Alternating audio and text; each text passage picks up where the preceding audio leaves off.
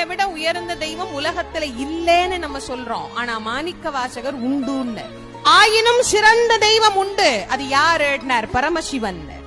தாயிலும் உயர்ந்த தெய்வம். என்னைக்காவது ஒரு நாள் தாய் சலித்துக் கொள்வாளாம். எத்தனை தரடா உன்னை பாத்துக்கிட்டே இருக்கிறது அப்படின்னு. ஆனா எத்தனை பிறவி எடுத்தாலும் எம் பெருமான் சலித்துக் கொள்ளாமல் என்னை ஆட்கொண்டு கொண்டிருக்கிறாரே. அதனால சொல்ல, ஞாயிற்கடையாய் கிடந்த அடியேற்கு தாயிற் சிறந்த தயாவான தத்துவன். மாசற்ற ஜோதியன் மலர்ந்த மலர்ச்சுடரன் தேசன் தேனார் அமுதன் சிவபுரத்தில் உறைபவன் என் உள்ளத்தில் நிறைந்தவன்.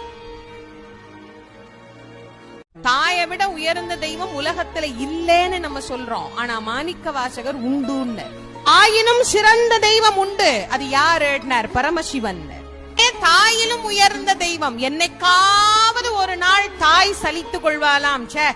எத்தனை தரடா உன்னை பாத்துக்கிட்டே இருக்கிறது அப்படின்னு. ஆனா எத்தனை பிறவி எடுத்தாலும் எம் பெருமான் சலித்துக் கொள்ளாமல் என்னை ஆட்கொண்டு கொண்டிருக்கிறாரே. அதனால சொல்ல, ஞாயிற்கடையாய் கிடந்த அடியேற்கு தாயிற் சிறந்த தயாவான தத்துவன்.